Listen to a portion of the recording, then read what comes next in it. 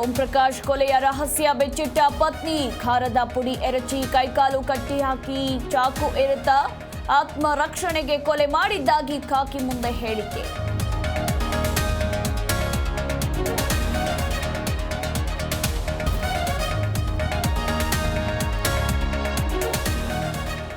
ಹೆಂಡತಿಯ ಕಾಟಕ್ಕೆ ಓಂ ಪ್ರಕಾಶ್ ಬೇಸತ್ತು ಹೋಗಿದ್ರು. ಮನೆ ಬಳಿ ಯಾರನ್ನು ಬರೋಕೆ ಮೇಡಂ ಬಿಡ್ತಿರ್ಲಿಲ್ಲ.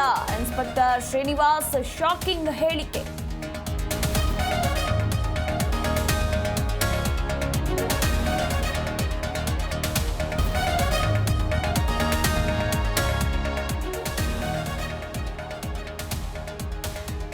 ಗೃಹಲಕ್ಷ್ಮಿ ಹಣದಿಂದ ಹಸು ಖರೀದಿಸಿದ ಮಹಿಳೆ 18 ಕಂತಿನ 36,000 ರೂಪಾಯಿ ಬಳಕೆ.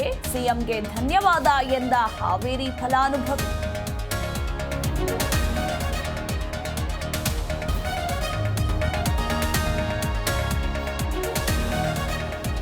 ರಾಜ್ಯದಲ್ಲಿ ಅಬ್ಬರಿಸಿ ಬೊಬ್ಬಿರಿದ ವರುಣದೇವ.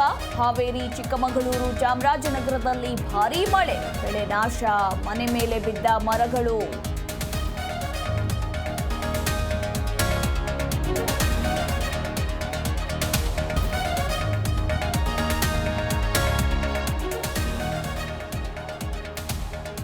ಪಂಜಾಬ್ ತವರಿಗೆ ನುಗ್ಗಿ ಹೊಡೆದ ಬೆಂಗಳೂರು. ಕೊಹ್ಲಿ, ಪಡಿಕ್ಕಲ್ ಆರ್ಭಟಕ್ಕೆ ಶ್ರೇಯಸ್ ಪಡೆ ಉಡೀಸ್. ಇತ್ತ ಮುಂಬೈ ವಿರುದ್ಧ ಸಿಎಸ್ಕೆಗೆ ಹೀನಾಯ ಸೋಲು.